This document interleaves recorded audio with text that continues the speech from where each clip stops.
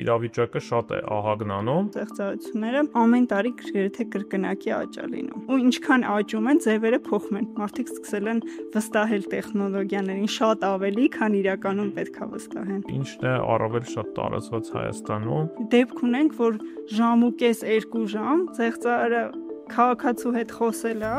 այն տիպի է մանիպուլացրել։ Օրինակ զանգում են, ասում են ես X բանկից եմ,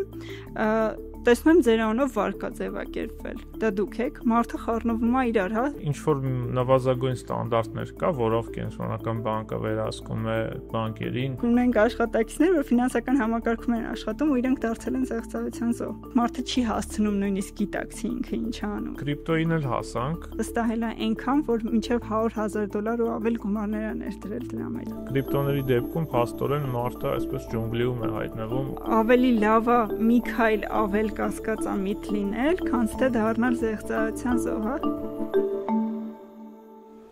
Ողջույն, դուք դիտում կամ լսում եք Fincast-ը, ոդկաստ ֆինանսների, ներդրումների եւ այն մասին, թե ինչու փողը չարժե դնել բարձի տակ։ Բայց այսօր կխոսենք ոչ թե ձեր ֆինանսական միջոցները ավելացնելու, այլ դրանք չկորցնելու մասին։ Ինչպես պաշտպանվել մեծ տարածում գծած ֆինանսական զեղծարարություններից։ Այս մասին կխոսենք Կենտրոնական բանկի զեղծարարությունների կանխարգելման բաժնի պետ Մարիամ Թովմասյանի հետ։ Գնացինք։ Մարիամ ջան, շնորհակալ եմ հրավերը ընդունելու համար։ Վերջին շրջանում զեղծարարությունների թեմայի մասին ոչ միայն ուղղակի խոսում են, այլ նույնիսկ այդ հարցի շուրջ մարդիկ հավաքվում են, ցույցեր են անում ու ընդհանուր տպավորություն է, որ իրավիճակը շատ է ահագնանում, բայց կարծում եմ դուք ունեք նաև որոշակի վերլուծություն, թվեր, վիճակագրություն, ինչ իրավիճակ ունենք այդ առումով Հայաստանում։ Կանջան ջան, մերսի նոր հրավերի համար։ Այո, շատ ճիշտ եք ասում, զեղծարարությունները իրանք բավականին զգայուն թեմա են հիմա եւ Հայաստանում եւ ամբողջ աշխարհում։ Ու թվերը, եթե նայենք, իրանք օրինակ նայենք 22 թվականից սկսած, հա, աճը ինչ է եղել, որովհետեւ այդ ընթացքում է սկսել աճել Հայաստանում զեղծարարությունները, ամեն տարի գրեթե կրկնակի աճ է լինում։ Այսինքն տենդենսը, եթե նայենք օրինակ թվային ցուցանիշով, եթե 2022-ին եղել է մոտ 300 մի քիչ ավել դեպք զեղծարարությունների ֆինանսական համակարգում, հա, 2023-ին արդեն 600, 24-ին 1000-ից ավել, 25-ին արդեն առաջին եռամսյակում 400 ավել դեպք է գրանցվել զեղծարարության։ Այսինքն այո, տենդենսները աճող են այս պահին։ Բայց ինչից է դա գալիս ու ինչու 2022 թվականից ինչ որ բան է փոխվել։ Նայեք, իրականում տեխնոլոգիական զարգացումն է, հա, զեղծարարությունների հիմնական պատճառը, որ նայենք զեղծարարությունների պատմությունը ամբողջ ժամանակաշրջանում, հա։ Զեղծարարությունները շատ հին ժամանակներից են սկսել, կարան գնանք նախկինում նույնիսկ մինչև հին Եգիպտոս, հին Հռոմ, մեր թվարկությունից առաջ, հա, այդ ժամանակահատվածներից զեղծարարությունները սկսել են։ Ժամանակ, բայց հետաքրքիր։ Այդ այն ժամանակներում հիմնականում եղել է ոսկին արծաթը ոսկու տեղ են, հա, վաճառել կամ առևտրականների մեջ է զեղծարարություններ եղել, հիմնականում այդ տիպի դեպքեր են եղել, բայց ինչ որ մի քիչ ավելի հետագայում սկսել են արդեն ժառանգության, օրինակ Չինաստան, այդ հա երկրների տարածքներում սկսել է զարգանալ ժառանգությունը կեղծելու զեղծարարությունները, այսինքն կտակ, ժառանգություն, շատ հին ժամանակներից է, ու ինչքան աճում են, ձևերը փոխում են, պարբերաբար ձևերն փոխում են, հա, տեխնոլոգիաների զարգացումը հիմա մինչև արդեն գնում ենք կրիպտոների ոլորտի զեղծարարություններ, ֆեյքերի զեղծարարություններ, հա, շատ է փոխվում։ Այսինքն եթե նայում ենք ժամանակագրական քարտեզով, ինքը եկել է այն ամենա դոկումենտների կեղծելուց մինչև արդեն տենց շատ ավելի լուրջ գործիքների կիրառումը։ Ու հիմա ունենք արդեն այսպես թվայնացված աշխարհ, որտեղ այդ կեղծիքները, չգիտես ինչու ավելի շատ են դարձել, ինչ-որ տպավորություն կար, որ այդ թվայնացումը բերելու է որոշակի անվտանգության նաև բարելավման, բայց համաչափ երևի նաև զեղծարարությունների աճի է բերում, ճիշտ եմ հասկանում։ Հա, այդ ճիշտ է իրականում։ Նաև երևի մարդկանց տեխնոլոգիաներին վստահելու տենց գործում կա։ Ես ես վերջերս մի հատ հետաքրքիր էլի այդ մասով վիճակագրություն էի նայում, հոդված էի միջազգային փորձի ուսումնասիրում։ Այնտեղ էլ էր հենց այդ նշվում, որ ինչի հենց այս տեխնոլոգիական զարգացման ընթացքում ավելի շատանում։ Այն ժամանակ եկար մարդիկ հիմնականում նախ առաջի բանը, որ փոքր շրջապատի հետ էին շփվում, այսինքն եթե նույնիսկ լինում էր այդ զեղծարությունը, կոպիտ ասած, որպես կանոն իմանում էին, թե որտեղից է։ Իսկ հիմա այս տեխնոլոգիաները թույլ են տալիս, որ այսինքն մարդը կարող զեղծարարության անողը լինի, օրինակ գտնվի, չգիտեմ, Թայվանում, բայց Կորեայում, բայց Հայաստանում զեղծարարության դեպքը լինի, գրանցվի։ Դա մի պատճառն է, թե ինչի տեխնոլոգիան, մյուսն է վստահությունն է։ Մարդիկ սկսել են վստահել տեխնոլոգիաներին շատ ավելի, քան իրականում պետք է վստահեն։ Թվերը քանակով հասկացանք, ինչքան դեպքեր են եղել, իսկ օրինակ գումարային արտահայտությամբ ինչ որ պատկերացում կա։ Այո, ունենք տենց մոտավոր պատկեր։ Նայեք, իրականում եթե նայենք այս 2025-ի առաջին եռամսյակը, եթե չեմ սխալվում, 100 քանի միլիոն դրամի մասին է խոսքը, բայց օրինակ 2024 թվականին ինքը մոտ միլիարդի սահմաններում է, բայց ես ասում եմ, սա ամբողջական զեղծարարությունների թիվը չի նշանակում, որ այդքան գումարի վնաս սպառողներն են կրել, քաղաքացիները, այսինքն այդ թվում նաև բանկերն են վնաս կրել զեղծարարությունների, շատ այդ ամբողջական գումարն է։ Եթե փորձենք հիմա հասկանալ հիմնական մեծ խմբերը կամ սխեմաները, ինչն է առավել շատ տարածված Հայաստանում, որպեսզի նաև մեզ դիտողներին հնարավորինս ծանոթացնենք ու փորձենք զերծ պահել դրանից։ Որոնք են մեծ։ Մի քանի բան, եկեք խոսեմ առաջինը այն զեղծարարության դեպքից, որ այս պահին լայն տարածում է սկսում ունենալ, սա շատ քիչ դեպքեր ենք ունեցել դեռ, բայց մենք որ նայում ենք տենդենսը իր շատ աճով է, սկսել են այս ձևով մանիպուլացնել, դա այս հեռախոսային կարգավորումների փոփոխության այդ զեղծարարություններն են։ Օրինակ, նայեք, պատկերացրեք, ես զեղծարարն եմ, զանգում եմ ձեզ, ասում եմ Կարեն ջան, ես օրինակ Vivacelից եմ, Ucom-ից եմ կամ այլ օպերատորի անուն եմ տալիս, ասում եմ, ես օրինակ ուզում եք ձեր ինտերնետը լավացնել։ Բնականաբար ինչ կպատասխանեք, կասեք, հա, չէ, ուզում եք, պատասխանեք։ Ու մարդկանց այդ խաբելով ասում են, օքեյ, դրա համար եկեք մի հատ ձեր հեռախոսի մեջ այսինչ կարգավորումները փոխեք։ Դեպք ունենք, որ ժամ ու կես 2 ժամ զեղծարարը քաղաքացու հետ խոսել է, այն տիպի է մանիպուլացրել մարդուն, որ այդ մարդը չի գիտակցում նույնիսկ, որ այդ պահին զեղծարարի հետ է խոսում, որ ոչ թե տելեկոմունիկացիոն կամպանիայից են իրան զանգարել։ Դրանից հետո ինչ են անում, կամ ինչ որ ծրագիր են ասում ներբեռնեք, հիմնական Android հեռախոսներով, կամ iOS-ը մի քիչ չի թույլ տալիս այդ ծրագրերը ներբեռնել, այստեղ մի քիչ է խնդիրը ավելի, բայց այստեղ էլ լինում է, որ իրանց screen share են արել, այդ իրանց հեռախոսը կիսվել են կոպիտ ասած ուրիշ անձի հետ, թույլ են տվել, որ էլի հասանելիություն ստանա։ Այսինքն զեղծարարը հասանելիություն է ստանում հեռախոսին, մարդու, դրանից հետո հեռախոսում ամեն ինչ կարողանում է անի։ Այդ մարդը քաղաքացին էլ այլևս չի կարողանում իր հեռախոսը ընդհանրապես կառավարի։ Այստեղ մի հատ բան կա, որ ոնց են, նաև բենքինգների մուտքը։ Մարդկանց մի մասը լոգին, այդ password-ները ամբողջությամբ այդ գաղտնաբար մուտքանները, գիտեք ոնց է գրում են նոթերում, կամ այսինքն դե հեռախոսում հասանելիություն ունեն մեյլին, հեռախոսով հասանելիություն ունեն SMS-ին ու կարողանում են այդպես բենքինգ մուտք գործել, բայց նաև դեպքեր ունենք, երբ որ այնպես են կարողանում էկրանը չի տեսնում մարդը ինչ է, ենթադրենք դու տեսնում ես օրինակ քո էփերն է, չէ՞, սովորական, տենց ինչ է, այստեղ Messenger-ն է, WhatsApp-ն է եւ այլն, ու այս պահին դու քո օրինակ նաստրոյկաների մեջ ես հեռախոսի, բայց զեղծարարը հետևից ինքը մուտքագործը քո օրինակ mobile bank-իդ, ասում է պահի հեռախոսը դեմքիդ, որ մի հատ ու այդ ընթացքում Face ID-ն աշխատում է ինքը մուտքագործում։ Իսկն մարդիկ նույնիսկ չեն գիտակցում, որ իրանք տվյալ են տրամադրել, հասկանում եք, ես էլ մի հատ ուրիշ բան է գալիս, ոլորտ ենք արդեն ուրիշ դաշտ ենք գնում։ Այս դեպքի հետ կապված օրինակ ինչ կարող է անել մարդը, ինչ որ մի կետից պետք է հասկանա, որ դա բջջային օպերատորից չեն զանգում, կամ հեռախոսի մեջ ինչ-որ կոնկրետ ծրագրեր պետք է հրաժարվի նստեցնել, ինչ պետք է անի, որպեսզի կարողանա զերծ մնալ։ Նայեք, նախ առաջինը, երբ որ զանգահարում են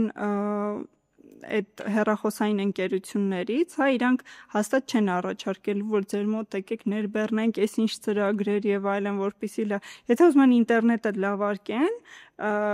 դա պետք չի, հա, դու առանձին մտնես ժամերով ինչ որ գործողություններ անես կամ ինչ են զանգում քեզ հարցնում արդյոք ուզում ես թե չես ուզում, հա, այստեղ պետքա մարդկանց մոտ մի քիչ կասկած առաջանա արդեն, թե ինչու այդ հարցը պետքա ասենց միշտ լինի, հա, ու պետքա մի քիչ նաև զգոնություն, երևի այստեղ մի քիչ իրազեկվածության նաև հարցնել կա, որովհետև երևի Էս էլ մի հատ լավ առիթ է, հա, խոսալու այս մասին, պետքա շատ-շատ խոսի այս մասին, որտեղ երբ որ մարդուն զանգահարում են, պետքա մի քիչ զգոն լինի, հասկանա, օրինակ այդ շտապողականությունը, որ լինում է, հա, շտապողականությունը պետք չի, որ ինքը ամեն անգամ ուշադիր պետքա լինի, որ հասկանա, օրինակ իրան զանգահարում են այնտեղից, թե չէ, բայց այսպես ասեմ, երբ որ զանգահարում են ինչ-որ տեղից ներկայանում են, առաջինը պետքա շատ ուշադիր լինել, հասկանալու այդ տեղից են, թե չէ, այդտենց զեղծարությունների զոհ դարձած, հա, քաղաքացիների, որ նայում ենք հոգեբանական մի հատ մաս կա, թե ինչի են զեղծարությունները առհասարակ լինում, դրանցից մեկը հենց այդ պաշտոնական դիրքին վստահելն է մարդկան։ Նույն այդ օրինակ ոստիկանության աշխատակցին, բանկի աշխատակցին, նույն այդ հեռախոսային ընկերության աշխատակցին, հա, երբ որ զանգահարում են, իրենք միանգամից վստահություն ունեն մարդիկ, որ հա, դե որ զանգահարում են, ասում են, այստեղից ենք, ուրեմն բնականաբար այստեղից են, բայց պետքա մի քիչ այդ կասկածամտությունը շատ լինի, հա, ինչի են ինձ sense հարց տալու։ Ոնց ստուգեն էլի։ Առաջի բանը ուղղակի ամենը, հա, ուղղակի այդ զանգը անջատել, սպասել մի որոշ ժամանակ, ու հետ զանգել արդեն այն պաշտոնական հեռախոսահամաներով այդ ընկերությանը ու հարցնել դուք արդյոք այսպիսի բան անում եք, ինձ զանգահարել եք դուք առաջինը։ Եթե չեն զանգահարել, արդեն պարզա ստեղ խնդիրը։ Երկրորդ լավ, եթե նույնիսկ հանկարծ զուգադիպի, որ այդ օրը, ասենք, այդ հեռախոսային ընկերությունից էլ են իրան զանգահարել ինչ որ հարցի հետ կապված, դա էլ մի հատ մաս է, որ էլի հարցնի ինչի համար, ունեք սենց բան դուք անում եք, թե չէ։ Վստահում եմ, որ զանգեն լավ իրանք էլ են տիրապետում, որ տենց զեղծարություններ են լինում, հաստատ կբացատրեն, որ գիտեք, ուշադիր եղեք, չէ՞, սա մենք չենք ոչ մի բան չտրամադրեք։ Այնպես ծրագրեր են նույնիսկ հեռախոսների մեջ քաշում, որ այդ հեռախոսը ընդհանրապես էլ ոչ մի օգտագործման ենթակա չի լինում։ Միակ ձևը ամբողջությամբ այդ զբրոս անելն է հեռախոսի։ Այս մի ձևն է, հա, որը որ այս պահին։ Մենք միշտ ասում ենք, փողը բարձի տակ մի դրեք, այն պետք է աշխատի ձեզ համար, ապահովելով լրացուցիչ եկամուտ եւ ֆինանսական անկախություն։ Սակայն այսօր, երբ ֆինանսական զեղծարությունները տարածված են աննախադեպ չափով, շատ կարևոր է ճիշտ ընտրել, թե ում հետ եք անցնում ձեր ներդրումային ուղին։ Սխալ ընտրությունը կարող է ձեզ լրացուցիչ եկամուտի փոխարեն բերել մեծ կորուստներ։ Խորհուրդները բազմաթիվ են, բայց կա մեկ ոսկե կանոն։ Վստահեք կայացած, ճանաչված եւ հուսալի ֆինանսական կառույցի։ Հայաստանում այդպիսին է Ամերիաբանկը, որն իր հեղինակությամբ է երաշխավորում իր հաճախորդների միջոցների անվտանգությունը։ Ամերիաբանկի MyInvest ներդրումային հարթակը ձեզ հնարավորություն է տալիս հենց ձեր հեռախոսով ներդրումներ կատարել աշխարհի ավելի քան 30 ֆինանսական շուկաներում, ստեղծել գրագետ դիվերսիֆիկացված պորտֆել եւ կառավարել ձեր ներդրումները ճկուն եւ հարմար եղանակով։ MyInvest-ի հետ դուք կկենտրոնանաք հենց ճիշտ ներդրումների վրա, չմտահոգվելով ֆինանսական զեղծարարությունների ռիսկի մասին։ Այսինքն այս դեպքում կոնկրետ հեռախոսին մուտք տրամադրելն է զեղծարարներին։ Այս դեպքում հա, հեռախոսին մուտք տրամադրելն է։ Ուրիշ ինչ շատ տարածված տարբերակ ունենք։ Մյուս տարբերակը, նայեք, այս պահին մի փոքր քչացել է, բայց դեռ էլի ունենք այն դեպքերն, երբ որ զանգում են, ներկայանում են ֆինանսական հաստատության անունից, օրինակ զանգում են, ասում են ես X բանկից եմ, տեսնում եմ ձեր անունով վարկ է ձևակերպվել։ Դա դուք եք, մարդը խառնվում է իրար, հա, խոճապի մեջ է մատնում, ասում է չէ, ես բնականաբար վարկ չեմ վերցրել, արագ չեղարկեք, դա ես չեմ, ասում են լավ, որպեսզի շատ արագ չեղարկենք, մի հատ արագ մտեք այս լինքով, հղում են ուղարկում, ասում են այս հղումով մտեք, հավաքեք ձեր գաղտնաբառը, մուտքանունը, մի հատ էլ PIN կոդը, այդ ամբողջ տվյալները, որը պետք է մուտք գործելու համար ու սեղմեք չեղարկել, բայց իրականում ինչ անում, իրանք երբ որ գրում են իրանց մուտք անունը, գաղտնաբառը, հետո PIN կոդը, դա ուղղակի կեղծ էջ է, որը նույնությամբ իրանց mobile banking-ն է, այսինքն նույնիսկ լինում է, որ զանգարում են, ասում են դուք ես ինչ բանկի հաճախորդ եք, չէ, առաջի բանը, մարդը ասում է չէ, ենթադրենք X չեմ, Y բանկի հաճախորդն եմ, ասում է հա, ճիշտ է, մենք այս բանկից ենք զանգահարում, ձեզ մոտ կամ ասում են կենտրոնական բանկից ենք զանգահարում, ձեր մոտ այս ինչ բանկում է, հա։ Հենց մտնում է մարդը այդ հղումով, սեղմա հղումի վրա հավաքում է այդ գաղտնաբառ մուտքանուն եւ այլն, տակից զեղծարը տեսնում է այդ ամբողջը։ Այսինքն ինքը ոչ թե իր մոբայլ բանկինգն է մտնում տեղից, այլ մտնում է մի հատ լրիվ ուրիշ պորտալ, որտեղ զեղծարն է այնտեղ։ Այսինքն ինքը ինչ գործողություն անի, զեղծարի մոտ հավաքեց լոգինը, հավաքեց password, հետո նույնականացման կոդ է գալիս, վարկի հաստատման կոդ է գալիս։ Մի հատ էլ տեղ խնդիր ունենք, զեղծարները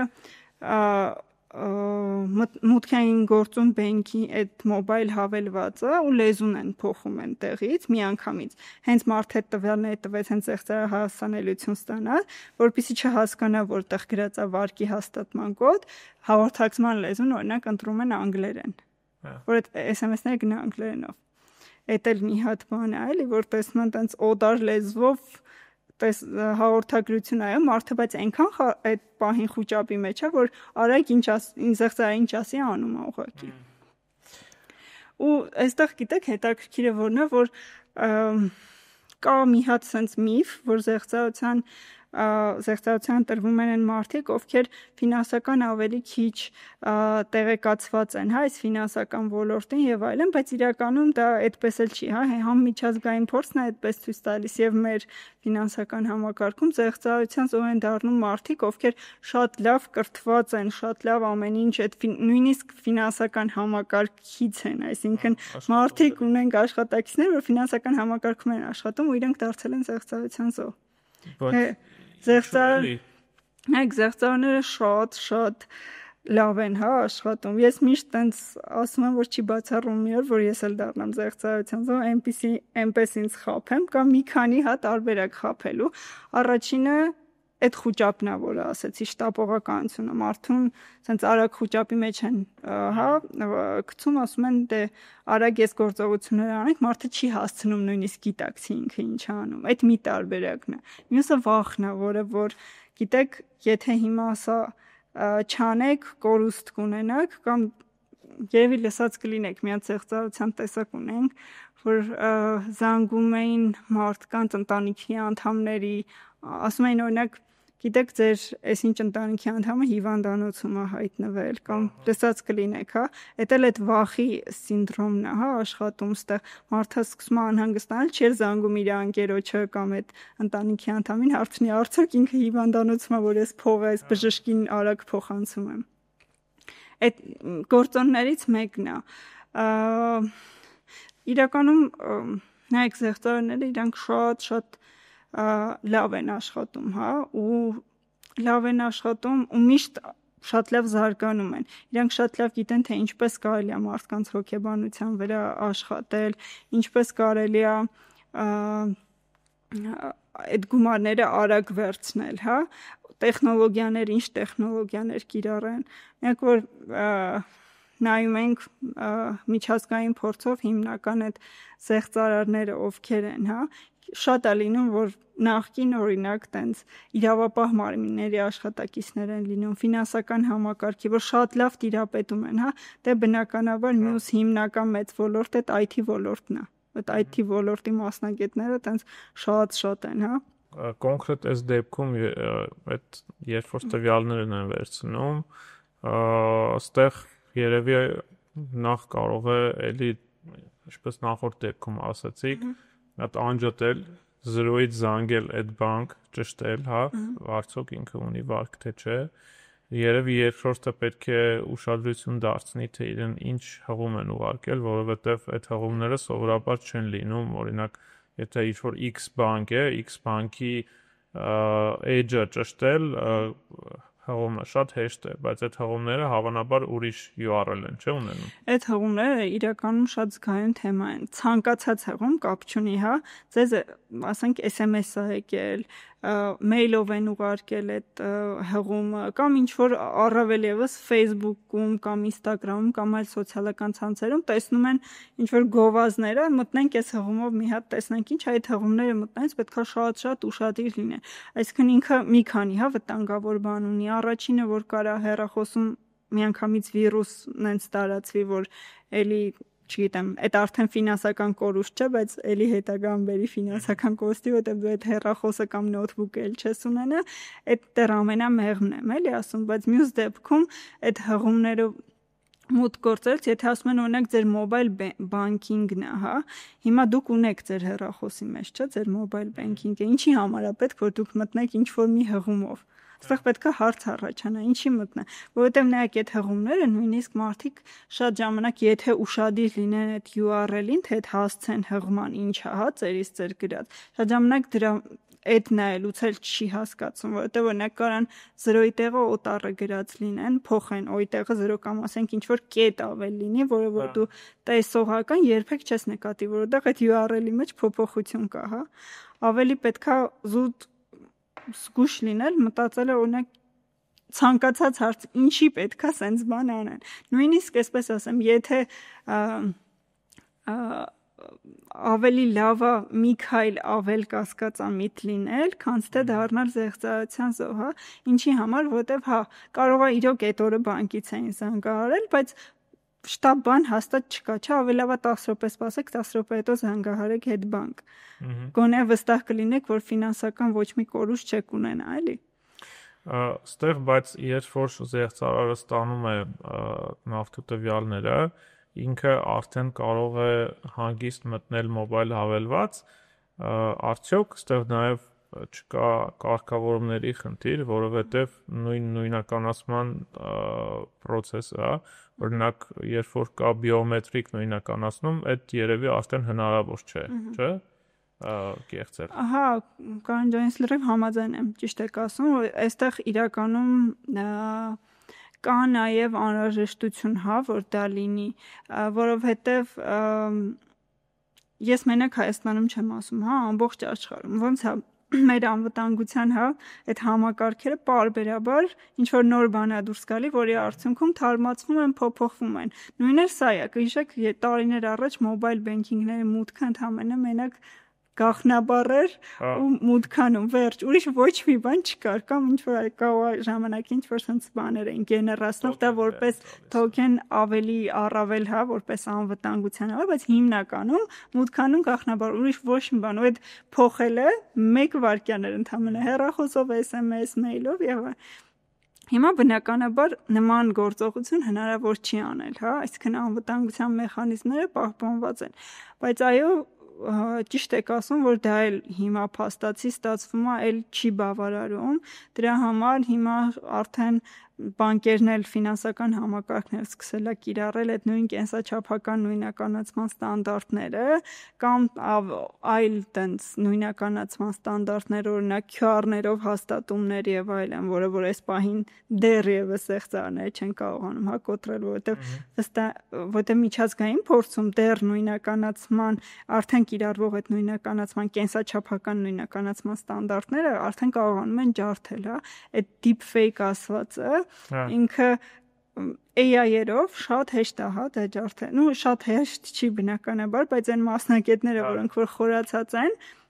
կարողանում են այնպիսի իդեալական ստեղծեն, որ այդ համակարգը չի կարողանում հասկանալ, որ դա այդ կենսաչափական տղա, այդ մարդը չէր։ Այսինքն ոնց է, հա, հիմնականում դա աշխատում, կարող է ասեն գլուխդ շարժի աջ ցախ, որպեսի վերև ներքև, դե բնականաբար եթե ուղղակի նկար պահես, նկարը չի կարողանա, չէ, շարժել, բայց AI-երով հիմա կարողանում են նենց դա ստանան, որ նույնիսկ դա են խափում, հա։ Դրա համար այդ նույն այդ կենսաչափական նույնականացումն հիմա էլի չի համարվում անվտանգ տարբերակ։ Մատնահետքով, հա։ Մատնահետքերով բոլոր նայեք ոնց է հա գործում այդ մատնահետքերի համակարգը, ինչքան որ ես եմ տեղյակ, հա գուցե կարող է տենց մի քիչ ավելի խորը մասնագետները այդքան էլ համաձայն չլինեն ինձ հետ։ Հիմնականում ինքը փոխարինող է այն password-ն այն գաղտնաբառերին, հա։ Մեր հեռախոսների մեջ է, որ ասում ենք օրինակ մատնահետքով դիտարկի, ինքը այն գաղտնաբառի տեղն է մատնահետքով դիտարկում, ու որպես կանոն, երբ որ մատնահետքը չի աշխատում, միշտ ալտերնատիվ է ստեղծվում գաղտնաբառի, հա, այսինքն երբ որ գալիս ենք այդ գաղտնաբառի մակարդակ, արդեն անվտանգության խնդիր ենք ստեղ տեսնում, բայց միայն մատնահետք ունենալը, այդ մի հատ տարբերակ է, որ էլի քննարկման առարկա է, հա, նայեք հիմա օրինակ կենտրոնական բանկն էլ այս պահին նույնականացման ստանդարտների պահանջ փորձում սահմանել, այսինքն այս պահին միջազգային փորձն է ուսումնասիրվում, որ տեսնենք ինչ ստանդարտները հնարավոր կիրառել, որտեղ այդ իրականում այդ սահմանը շատ զգայուն է, շատ մեծ նաև բողոք է իրականում գալիս ֆինանսական համակարգը ստանում, երբ որ ինչ-որ մի հատ փոքր անհարմարություն է լինում, հա, այսինքն երբ որ բարդացնում են մուտքը, անձը օրինակ գտնվում է Հայաստանից դուրս, պատկերացրեք, օրինակ կան, որ զեղծարությունների կանխարգելման համար համակարգեր կան, երբ որ դու երկիր ես փոխում, տարածաշրջան ես փոխում, ինքը միանգամից դա կարմիր դրոշակ է համարում, ու կարող է բլոկ անի, հա, օրինակ քո մոբայլ հավելվածը։ Հիմա այս դեպքում, երբ որ անձը պատկերացեք գտնվում է Հայաստանից դուրս, ու չի կարողանում իր գումարներին հասանելիություն ստանալ։ Էլ չասեմ, ենթադրեք քարտը կորցրեց, դրամապանակը կորցրեց, միակ բանը, որ կարա այդ մոբայլին հասանելիությունը, ու դա էլ չի կարողանում ստանալ, այդ նկատի ունեմ այդ գիծը շատ նուրբ է, հա։ Իրականում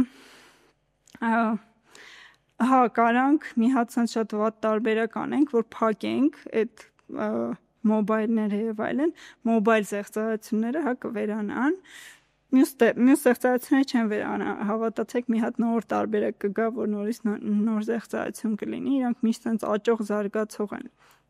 բայց հիմա այս տեխնոլոգիական զարգացումը մարդկանց հարմարավետությունը մի հատ ուրիշ լեվելի վրա է, հա, օրինակ չգիտեմ դուք ոնց, եթե ինձ մոտ նույնիսկ հավելվածը 2 րոպեում չի աշխատում մոբայլի, ոնց են ստրես է սկսում, այդ կոմֆորտի արդեն այդ աստիճանը այնքան է հասնում, որ չես ունենում հասանելիությունը, միանգամից ասում ես, այս ինչ է կատարվում, չէ։ Իրոք դժվար երկընտրանք է։ Բայց հա, անվտանգության մեխանիզմների առումով համաձայն եմ, որ միշտ կա այդ բարելավելու տեղը։ Այս պահին էլ կա, այս պահին էլ աշխատում են։ Ինչ որ նվազագույն ստանդարտներ կա, որով կենտրոնական բանկը վերահսկում է բանկերին կամ այլ ֆինանսական հաստատություններին։ Նայեք, ստանդարտներ ունենք, իրավական կարգավորում ունենք, հա, այդ մասով ռիսկերի կառավարման համակարգերի տեսանկյունից, այսինքն ոչ թե ստանդարտ է, որ գիտեք բանկը սա պետք է անի, սա պետք է հստակ անի, օրինակ two factor authenticator ունենա, օրինակ չգիտեմ, տենց ինչ որ բաներ ունենա, 2 աստիճան, հա, անվտանգության մեխանիզմ կամ եռաշրջան, ոչ թե տենց ստանդարտներ է, այլ ընդհանուր ռիսկերի կառավարման համակարգերի վերաբերյալ ստանդարտներ են, հա, ներդրված, բայց այս պահին նոր նույնականացման ավելի խստացված պահանջներ է ներդնում կենտրոնական բանկը։ Կարծում եմ մի քանի ամսվա մեջ արդեն դա որպես փաստաթուղթ կլինի, այս պահին աշխատում են ամեն դեպքում այդ ուղղությամբ, բայց այսպես ասեմ, մի հատ ստեղ հարց կա, որովհետև այդ ստանդարտը չի կարա նորից լինի, այդ իմ ասած, գիտեք, այս դեպքում մոբայլները պետք է ունենան երկաստիճան անվտանգության համակարգում, դա շատ թույլ կարգավորում կլինի, հա, որովհետև եթե հիմա այսպես անենք, վաղը մի հատ լրիվ ուրիշ տեսակ է գալու զեղծարության։ Ստացվում է ամեն տեսակից հետո պետք է մի հատ գնանք նորից կարգավորում փոխենք գնանք, իսկ ինքը տենց մեկ օրվա գործընթաց չի, էլի կա օրենսդրական փոփոխությունները։ Բայց վերջին շրջանում այդ բողոքները նաև որ եղան, դրա մասով արդյոք կենտրոնական բանկը ինչ որ հետաքննություն արել, հասկացել է զուտ այդ մարդկանց սխալների արդյունք է, թե նաև բանկերը որոշակի դերակատարություն։ Այո, այդ բոլոր, նայեք, բողոքից անկախ է, հա, բոլոր բողոքները, որ կենտրոնական բանկ են ուղղակի գրավոր ձևով գալիս, այսպես թե այնպես, նույնիսկ եթե բանավոր զանգերի կենտրոնի միջոցով ամբողջությամբ ուսումնասիրվում են, այդ թվում նաև այս բողոքի ակցիա անող անձանց, հա, տվյալները ամբողջությամբ ուսումնասիրվել է։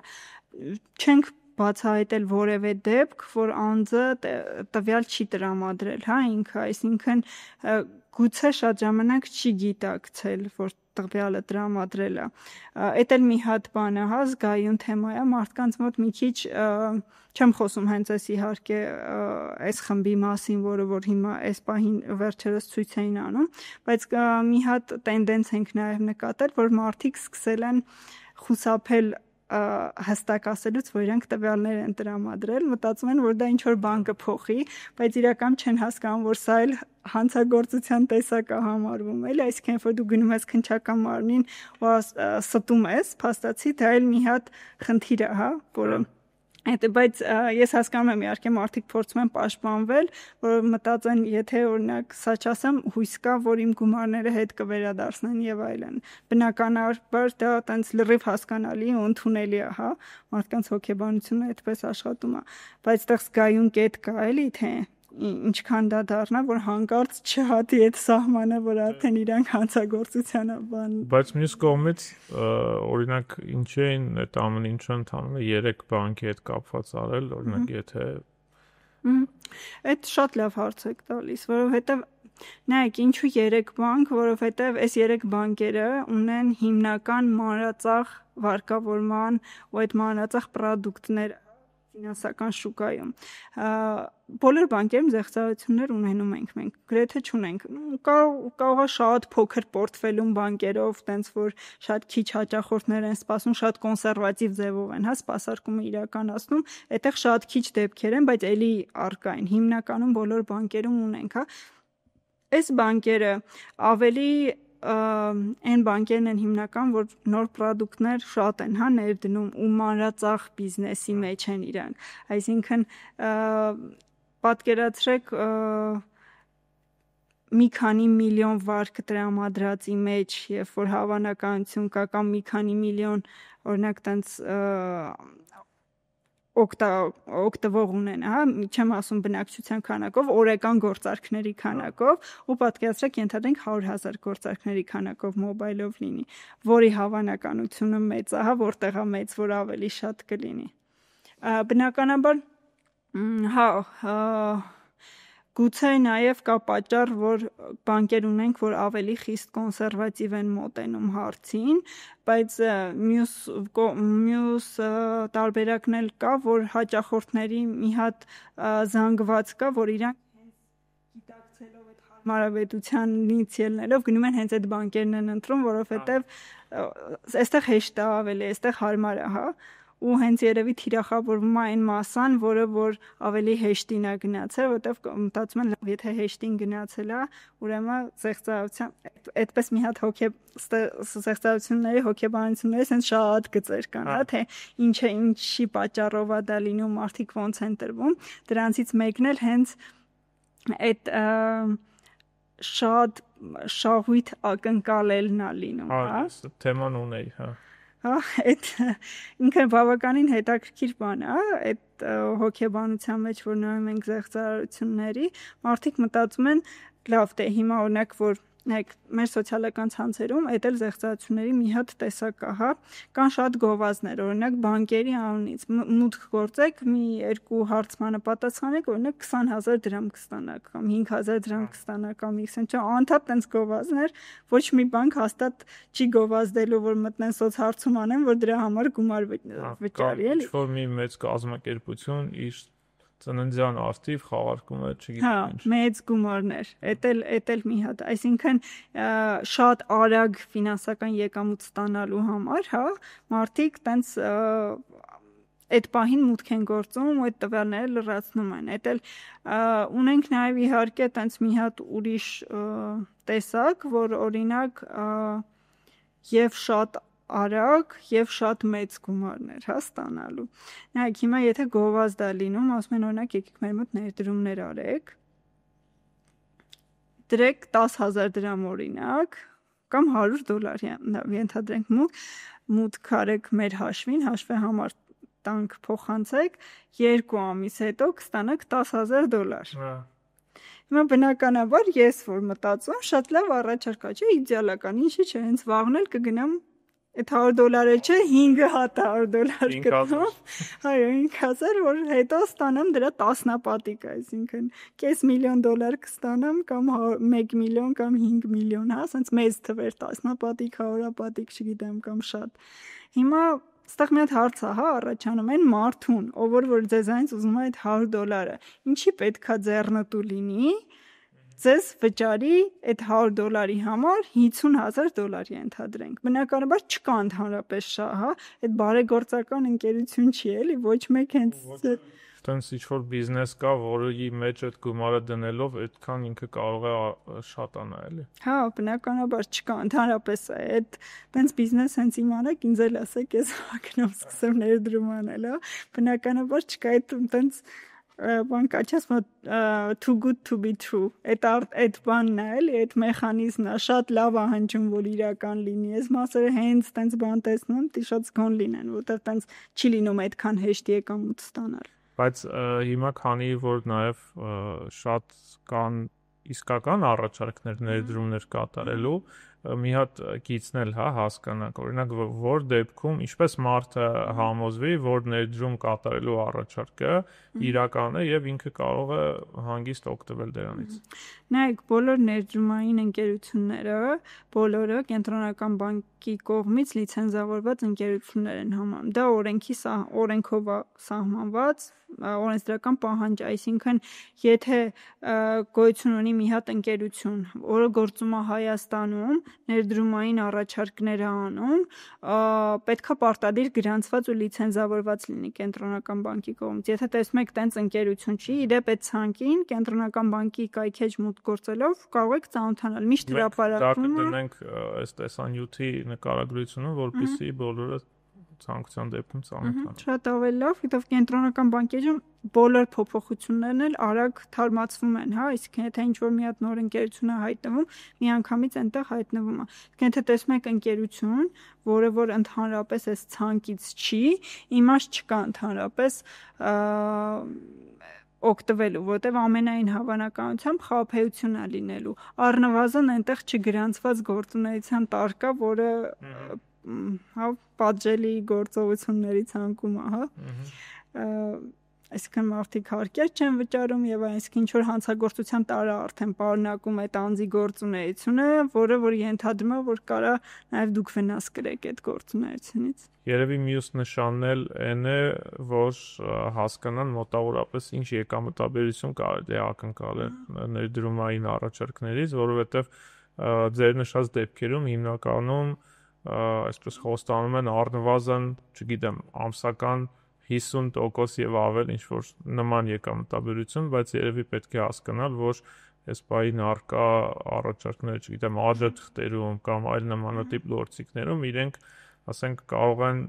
սովորական դեպքում լինել տարեկան, ասենք, մոտավորապես պլյուս-մինուս 10%-ի կարգի, լավ դեպքերում, ասենք, 20%, չգիտեմ, եթե ինչ որ շատ յուրահատուկ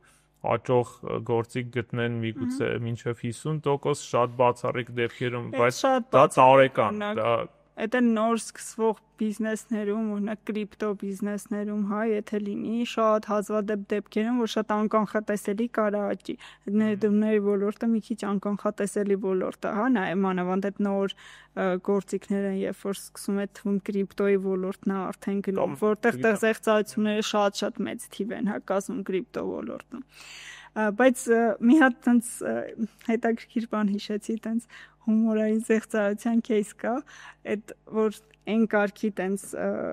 իրականությունից կտրված զեղծարության кейսը, օրինակ 1920-30-ական թվականներին Էֆելյան աշտարակը մի հատ մարդ 2 անգամ վաճառել է մեծ գումարներով։ Էֆելյան աշտարակը որպես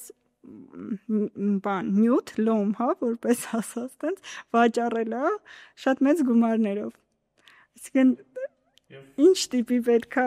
արդեն կտրվածության աստիճան կա էլի այս մասով, իհարկե բնականաբար ոչ բոլոր դեպքերում այս նոր զեղծարությունները այդպես տենց կտրված չեն լինում որպես կանոն, տենց շատ ռեալ են ներկայացվում մարդկանց, բայց երբեմն հազվադեպ դեպքեր են լինում, որ տենց ծայրահեղ մոտեցումներով է լինում։ Կրիպտոին էլ հասանք, կրիպտոյում ինչ հետաքրքիր դեպքեր կան։ Դե կրիպտոյի հիմնական դեպքերը, գիտեք, որ օրինակ Telegram-ի միջոցով շատ կան, չէ, որ փորձում են տենց էփեր Telegram-ում տենց բոտեր կան եւ այլն, որ կանխիկացրեք կրիպտոն եւ այլն, կամ ինչ որ կրիպտոյի առաջարկներ ներդրումների։ Մարդկանց խաբում են, ասում են, լավ, դու կրիպտոյից բան չես հասկանում, ենթադրենք ես էլի զեղծարարն եմ, գալիս եմ ասում դու կրիպտոյից ինչ որ բան գիտես, ենթադրենք ասում ես բնականաբար չէ, բայց ուզում ես գումար աշխատես, լավ, գիտես կրիպտոյի մեջ այսօր ամենաշատ գումարներն են աշխատում։ Կասես հա չէ, բնականաբար, հա։ Ու ինչ լավ, հիմա Telegram-ով խոսում ենք իրար հետ։ Ոնց երկար խոսում ենք, ասում եմ դա արի լավ, արի սկսենք փոքր գումարներից։ $500, $100, $50, մինչև տենց կմեծացնենք, դեպքեր ունենք մինչև $100,000 զեղծարության, այսինքն մի անձը վստահել է այնքան, որ մինչև $100,000 ու ավել գումարներ է ներդրել դրա մեջ։ Այսինքն ու ինչ արել, մարդուն ուղակի փոխանցել է։ Երբ որ ինչ որ հաշվեհամար են տալի, ասում են ուղակի փոխանցեք, ու այդ հաշվեհամարի տերը կամ այսպես ասեմ, կամ այն վոլետներով, հա, փորձում են դրամապանակների միջոցով, ոչ թե բանկային հաշվեհամարների միջոցով փոխանցումներ անել, այստեղ մի քիչ արդեն պետքա զգոնանան, որտեղ որ փոխանցում ես ու տեսնում ես հաջորդ կողմը ֆիզիկական անձ է, ոչ թե գրանցված ներդրումային ընկերություն կամ ինչ որ այլ կազմակերպություն, որը որ նման գործունեություն է անում։ Այստեղ շատ պետքա զգոն լինել, հա, որովհետև հա կարա լինի 10-ից 1 դեպք, որ մարդը իրոք որոշել է զուտ էտել է էլի հանցագործության տակ հարկերից է խուսափում, ինքը ուղղակի մեջը միջնորդական գործունեություն է անում, կարա տենց դեպք լինի, բայց շատ մեծ է հավանականությունը, որ ուղղակի կխաբեն գումարները կվերցնեն։ Գիտեք մինչև ինչ են, ուր են հասնում էլի զեղծարարները, դեպքեր ունենք, ենթադրենք այդ գումարը, որ ներդրում են, հետնել տալիս են մի հատ պլատֆորմ, մուտքանունով, գաղտնաբառով, ասում են մուտք գործեք, դուք ստեղ կտեսնեք ձեր գումարը, ասենք ինչ որ նկարում են հետևից էլի fake ունեք, ենթադրենք, այս 100-ը որ դրել եք, դառել է $1,000 ու աճում է ինքը։ Ու մարդը տեսնում է, որ ունի արդեն հասել այդ $100-ից $50,000 շահել է, ասում է արի մի հատ էլ ներդրի, սենց ներդրումներ են անում։ Հետո երբ որ փորձում է կանխիկացնի, ասում է օքեյ, դա դեպքեր ունենք, որ փոքր գումարներ կանխիկացրել են մարդիկ, այսինքն հետ որ վստահություն ստեղծեն ու ավելի մեծ գումարներ ներդնեն, ու երբ որ արդեն գալիս է պիկը, որ արդեն զգում են, որ այս մարդկանցից քիչ է մնացել, այդ որ մարդն էլ անդադ ասում է կանխիկացնեմ, կասկածա մեջ է առաջացել, ասում են նայեք, հիմա այս ինչ բանկի ընդհանրենք փողերի լվացման բաժինը, ասում է, որ միջնորդավճար կա կամ ինչ որ բաժին, անվտանգություն է ենթադրենք, քանի որ սա այդքան էլ օրինական դու չես աշխատել, պետքա կամ հարկ վճարես օրինակ, կամ ինչ որ փողերի լվացման, դե մարդկանց մի մասն չի պատկերացնում, օրինակ փողերի լվացումը, եթե ես ֆինանսական համակարգից չլինեի, շատ ժամանակ չի պատկերացնել դա ինչ է նշանակելու, ասում են բանկից այս ինչ բաժինը, ասում է փողապետ, մարդիկ ասում են լավ, այս գումարն է վճարենք, որ մի հատ էլ դա, հետո ասում են կենտրոնական բանկը, այդ շատ տարածված է, էլի, օրինակ սահմանափակելը չի թողում այդ գումարդ վերցնես, մի հատ էլ այսքան գումար պետքա դրա համար իրանց վճարնա, այդ էլ վճարեք, մի հատ էլ ենթադրենք $1,000 էլ բերեք վճարեք, ու մարդուն սենց շղթայի մեջ են էլի գցում։ Այսինքն պետք չի հավատալ, որ մի հատ ավել գումար դնելով այդ գումարը հետ կստանաք, էլի, տենց բան երբ որ լսում եք, այսինքն հա, արդեն ինչ որ մի գումար տրամադրել են մարդիկ, բայց այդ ինչ որ մի հատ պահա, որ պետքա գոնե այդտեղից ստոպ լինել, այլ նոր գումար չտրամադրել, որ այլ ավելի վնաս չկրեն, հա։ Բայց կրիպտոների դեպքում, եթե օրինակ ներդրումային կազմակերպությունների կամ բանկերի դեպքում իրենք կենտրոնական բանկի վերահսկողության տակ են ու դուք ունեք հասանելիություն նաև հասկանալու թե ինչ է կատարվում, մարդիկ էլ կարող են հավանաբար նաև դիմել կենտրոնական բանկին կամ կան կառույցներում կարող են դիմել, դա էլ դեռ խոսենք, Կրիպտոների դեպքում փաստորեն մարդը այսպես ջունգլիում է հայտնվում ու ինչ-որ կողմնորոշիչ բաներ։ Նայեք, կրիպտոների դեպքում հիմա քանի որ արդեն կրիպտոակտիվների ոլորտը նույնպես կենտրոնական բանկի վերահսկողության տակ է գտնվում, նոր այդ օրենքը նոր է ընդունվել, հա, մի 2-3 շաբաթ առաջ ընդհանրապես շատ մոտ անցյալում է, հա, ընդունվել։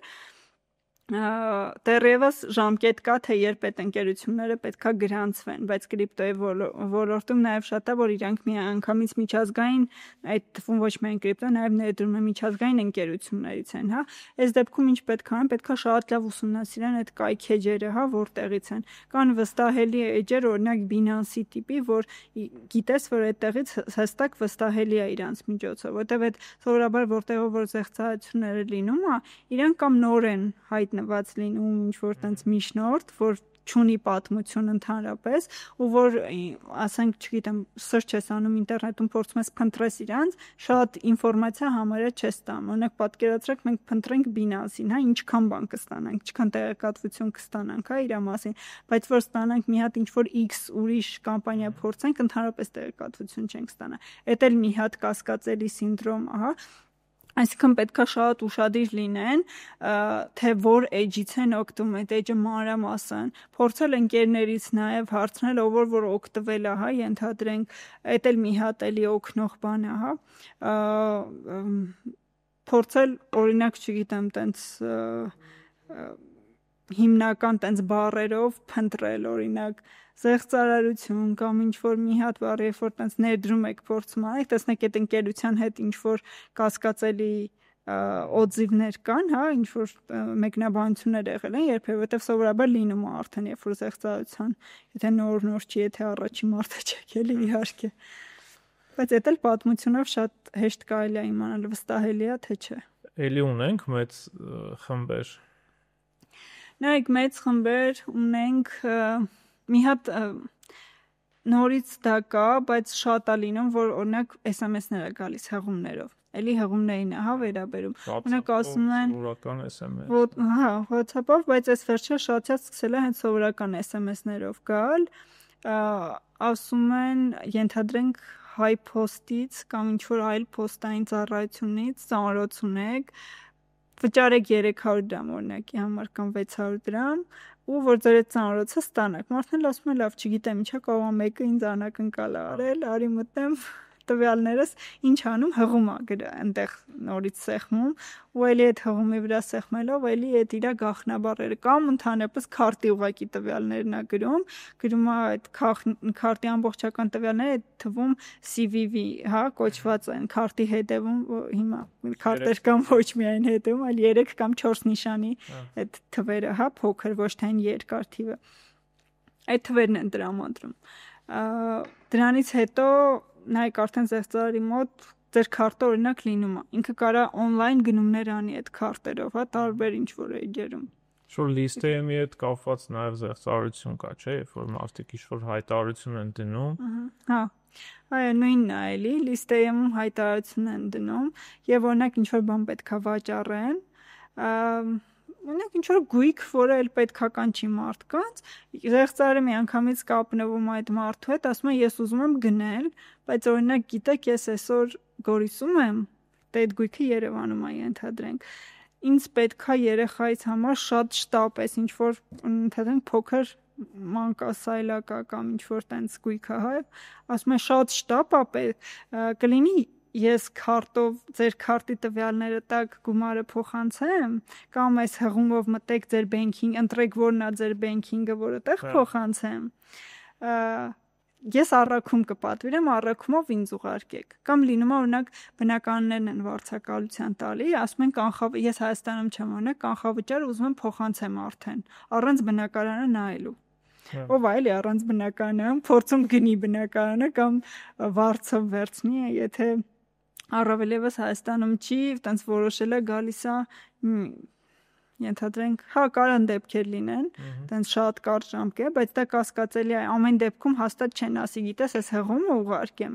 Լինում է, որ հղումների մեջ, ասենք, սենց շատ տարբեր բանկեր է նշած լինում, այդ թվում նաև արագ փոխանցման համակարգեր։ Այն համակարգերը, եւի գիտեք, Unistream, MoneyGram,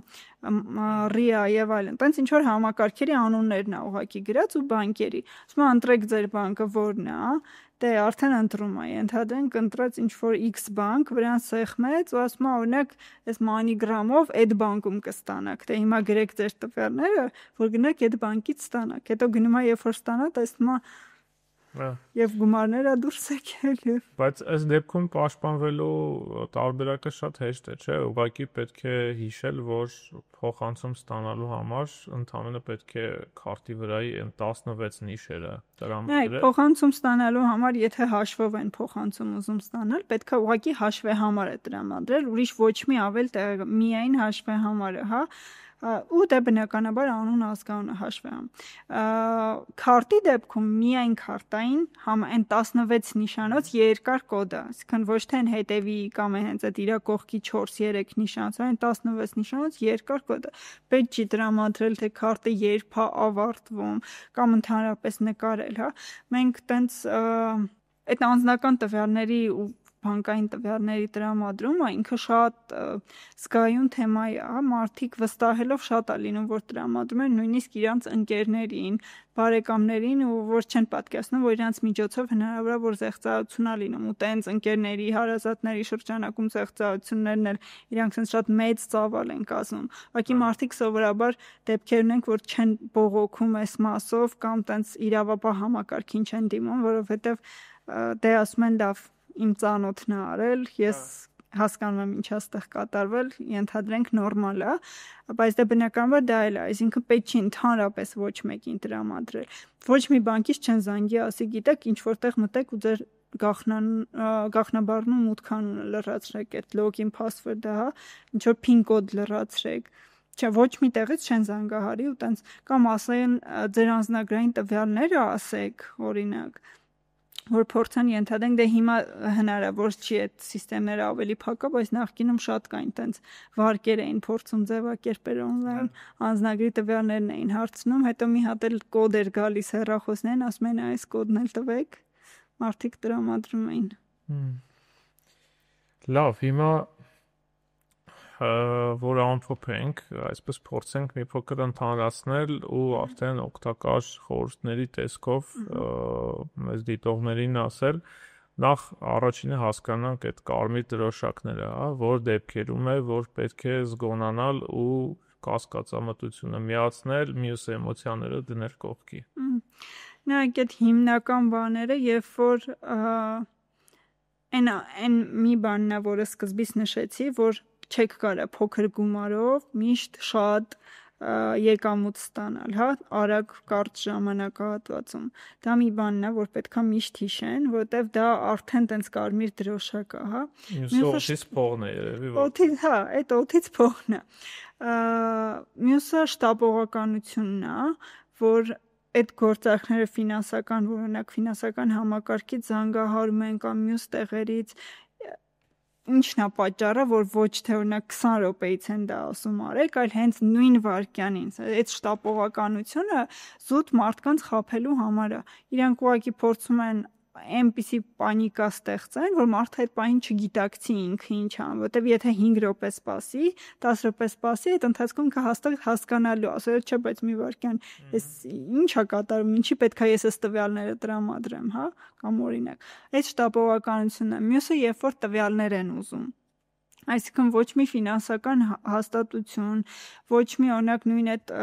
հեռախոսային կենտրոններից, հա, նայեք, երբ որ դուք եք զանգահարում, իրանք ձեզանից կարող է հարցնել, մի հատ կասեք, օրինակ, ձեր բանկային գաղտնաբառը դա այն մոբայլ բանկինգի գաղտնաբառը չի, հա, դա այլ, որ ձեզ նույնականացնում են, կան բանկեր, որոնք դա կիրառում են։ Եթե դա չեք ունենում, կարող է հարցնել, օրինակ, ձեր անուն, ազգանուն, ծննդյան տարեթիվ, հա, երբեմն որպես անձնագրի տվյալներ ուզեմ, բայց այդ քայլերը ամբողջությամբ անում են, որ ձեզ նույնականացնեն։ Ոչ մեկ չի հարցնի քարտի օրինակ եռանիշ կոդը, քառանիշ կոդը կամ ոչ մեկ չի հարցնի այն գաղտնաբառն ու մուտքանունը ձեր որն է։ Այսպես ասեմ, եթե հանկարծ դե քանի հազար աշխատակից կա, հա, ֆինանսական համակարգում, եթե այդ մարդկանցից մեկի մտքով էլ նույնիսկ անցնի նման բան անելը, ամեն դեպքում պետք է ուղղակի անջատել հեռախոսը։ Ավելի լավ է, եթե չգիտեմ, սխալմամբ, հա, ինչ որ բան, որովհետև երբեք չեք իմանա, հա, իրականում այդ մարդը հեռախոսի հետևում կանգնած մարդը զեղծարարն է, թե հենց իրոք այդ ֆինանսական հաստատության աշխատակիցն է։ Մյուս red flag-ը, որ այդ կարմիր դրոշակը, հա, երբ որ հղումներ են ուղարկում։ Այդ էլի խոսեցինք, բայց ցանկացած հղումի, մեյլով, SMS-ով, մինչև հիմա դեպքեր ունենք, երբ որ այն անգոլական սինդրոմա կոչվում, եթե չեմ սխալվում, որ ասում են ժառանգություն եք ստացել այս ինչ երկրից, հա։ Ձեր տոմածառում ինչ որ մարդ կա, այս ինչ երկրում, ասենք աֆրիկյան, այս ինչ երկրում բնակվում է ու ժառանգություն եք ստացել, հա։ Էս էլ այդ մասից է, բայց էլի տենց հղումներ հիմա սկսել են այդ մասով հղումներ ուղարկել, հետնել, էլի, որ մտեք հղումով, որ մի հատ նույնականացնենք, որ դուք եք, որ ձեր ժառանգությունը ստանաք։ Այսինքն հղումը ցանկացած դեպքում կստանաք SMS-ով եւ այլն, մի ուղակի բացեք, ցանկացած հղում, հեռախոսով գա, կտեսնեք Facebook-ով այդ ռեկլամը, Instagram-ով, պետք չի ընդհանրապես բացել։ Եվ եթե արդեն այսպես ինչ որ պետք է տեղի ունեցել, այդ դեպքում մարդիկ ուր կարող են դիմել ոստիկանություն, թե այլ համակարգեր կան։ Հա, այդ շատ լավ հարց է, առաջի բանը, որ խորհուրդ կտամ, հա, անել, դա առաջին միանգամից հենց իրանց այդ բանկի կամ վարկային կազմակերպության, եթե վարկային կազմակերպությունը միանգամից կապնվել այդ կազմակերպության հետ, հա, իրանց սպասարկող ֆինանսական կազմակերպության հետ, որովհետև երբ որ դեպք գրանցվում է, անմիջապես այդ զանգը շատ ժամանակ հնարավորություն է տալիս այդ գումարները չհասցնեն դուրս բերեն, հա։ Այդ ամենաառաջի քայլն է, որ պետք է անեն, հա։ Դրանից հետո դե բնականաբար իրավապահ մարմիններին ոստիկանություն դիմելն է, որպեսզի զեղծարարին կարողանան գտնել։ Հիմնական քայլերն է, երբ որ արդեն դեպքը տեղի ունեցել, լինում ունեն բանկեր կան, որոնք միանգամից թույլ են տալիս բլոկավորել, հա, մոբայլ բենքինգում, ասենք քարտը բլոկավորել եւ այլն։ Այդ էլ մի տարբերակն է, որ հենց մուտք գործեք ու միանգամից բլոկավորեք ձեր քարտը, եթե քարտի թեմա է, եթե հանկարծ բնականաբար հնարավոր է օրինակ այդ պահին չհասցնեք բանկ զանգահարեք, որովհետև չգիտեմ, տենց կարող է սպասման ռեժիմը շատ լինի, շատ հաճախորդ միաժամանակ զանգահարի, օրինակ 1 րոպե, 2 րոպե անցնի մինչև բանկի հետ, հա, կապնվեք։ Այդ ընթացքում խորհուրդ կտամ, որ տեսնում եք, եթե նույնիսկ գումար ա ձեր հաշվին նստել, վարկա ձևակերպել, օրինակ հաշվին նստել, արագ փոխանցեք ձեր ընկերներից մեկին ուղղակի, դուք ինքներդ, որպեսզի այդ գումարը զեղծարարը չկարողանա փոխանցել իր, այսինքն իր նպատակով չօգտագործի։ Այդ գումարը հնարավորն է սարքելափակեք զեղծարարի համար, որ ինքը օգտագործի, հա։ Այդ է հիմնական, այդ որ երբ որ դեպքը լինում է։ Ու չնայած ասեցիք, որ ֆինանսական, այսպես գիտությունը ոչ միշտ է օգնում դրանից խուսափել, բայց ամեն դեպքում երևի սա մի բան է, այս տեխնոլոգիաները պետք է մեր հանրությունը սկսի սովորել ու նաև որոշ հիմնարար բաներ կան, որոշակի գիտելիք, որ պետք է ունենա, որպեսզի գոնե ինչ-որ չափով պաշտպանված լինի։ Այդ առումով մարդիկ ինչ կարող են անել ու արդյոք չեք տեսնում անհրաժեշտություն նույն ֆինանսական համակարգի կողմից, օրինակ ավելի շատ ուսուցողական նյութերի, որպեսզի հնարավորինս քիչ դառնան, հա, դեպքերը։ Այո, օրինակ այս պահին կենտրոնական բանկում մենք ունենք այդ ֆինանսական կրթմամբ հա զբաղվող այդ իրազեկվածությունը բարձրացնող կենտրոն, որտեղ որ պարբերաբար նոր հրապարակումներ են իրականացում եւ զեղծարարությունների մասով, հիմա տենց նաեւ ռոլիկներ են նկարում, հա, հեռուստատեսությամբ հա գնում Վացի կենտրոնական բանկից, նաեւ քննչական կոմիտեն նման իրազեկվածություն անում, բայց ֆինանսական համակարգը նույնպես պարբերաբար եւի նկատած կլինեք այս վերջին շրջանում հատկապես շատ են, հա, պարբերաբար SMS-ներ, հաղորդագրություններ, մեյլեր են ուղարկում, որ զգուշ եղեք զեղծարարությունների այսպիսի տեսակա իրանց կայքեջերում են տեղադրում օրինակ մարդիկ որ սկսեն հետևել նույնիսկ այդ պաշտոնական, իրանց էջերին, ֆինանսական կազմակերպությունների կամ Facebook-յան էջերին, բայց որը որ հենց այդ կազմակերպության Facebook-յան էջն է, էլի, այնտեղ էլ կտեսնեն բարբերաբար թե ինչ զեղծություններ, կենտրոնական բանկը բարբերաբար հրապարակում է այդ զեղծությունների տեսակները, թե այս պահին օրինակ լինում է երբեմն օրինակ եթե ֆինանսական բուրգը կամ ինչ-որ տենց մեծ կազմակերպություն է, որ անդադ լինում է այդ կազմակերպության հետ կապված է տվյալներ հրապարակում, լինում է որ հենց այդ զեղծության դեպքերի հետ կապված զգուշացնող հոլովակները, նկարում դա իրական ճիշտ եք ասում, բարբերաբար դա պետք է արվի ու նաև կարծում եմ ես պետք է նաև դպրոցների սկսի միջև տենց արդեն որ աշակերտները այդ տարիքից սովորեն, որ իրանք ոչ մի տվյալ ոչ մեկին չպետք է տան, իրանց անձնական տվյալներով չպետք է կիսվեն, ինչ պետք է անեն, ոնց պետք է զգոն լինեն։ Չնայած ես ասեմ, բավականին մեր նոր սերունդը զգոն է ավելի էս հարցում, բայց ամեն դեպքում դա պետք է սկսի, մինչև դպրոցական տարիքից, մինչև մեծ տարիքի մարդկանց հեռուստատեսությամբ եւ այլն։ Մի անգամ էլ, ուզում եմ սենց շեշտադրեմ, թե մարդիկ ինչ անեն հիմնական, որ խուսափեն, այդ մի հատ սենց լավ կլինի, որ միշտ կասկածամտություն ունենան ամեն ինչի հանդեպ, ընդհանրապես այդ շտապողականություն չցուցաբերեն, երբ որ ինչ-որ շտապ բան է լինում, զգոն լինեն այդ թեմաներից, լինքեր չմտնեն, ընդհանրապես հղումներով մուտք չգործեն, անձնական տվյալներ չտրամադրեն, անձնական եւ բանկային տվյալներ չտրամադրեն ու չխաբվեն այն абսուրդ հնչող մեծ եկամուտների առաջարկներին, այս բաները որ հիմնական պահեն ու միշտ զանգերը, երբ որ գալիս է ինչ-որ կազմակերպությունից կասկած է լինում, ուղղակի անջատեն հետ զանգեն այդ կազմակերպություն։ Այս մի քանի բանը որ պահեն, բավականին ինձ թվում է արդեն անվտանգությունը ֆինանսական իրանց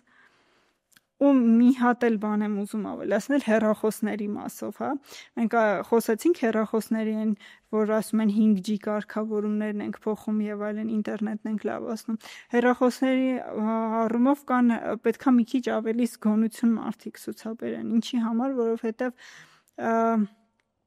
մեր հեռախոսների մեջ մենք այսօր շատ ինֆորմացիա ունենք, չափից ավելի շատ երևի, որը որ կարող է պետք է ունենանք։ Ու ցանկացած անձ, երբ որ մեր հեռախոսը գողանա կամ կողքի անձը, մենք չունենք, այդ մի քիչ պետք է վատ բան եմ ասում, բայց վստահությունը քիչ լինի այլ մարդկանց հանդեպ, որովհետև նույն դպրոցում աշակերտը, օրինակ ընկերները մարդկանց գիտեն իրանց դասընկերուհու կամ դասընկերոջ հեռախոսի գաղտնաբառերը։ Ընտանիքի անդամները բոլորը իրարը գիտեն, կամ ընդհանրապես չեն դնում մեկ-մեկ։ Հեռախոսներին պետքա շատ ուշադիր լինեն, որտեղ այնտեղ շատ տեղեկատվություն կա, որտեղից էլի կարան զեղծարություններ լինեն շատ։ Շնորհակալ եմ, Նոյեմ ջան։ Ձեզ եմ շնորհակալ։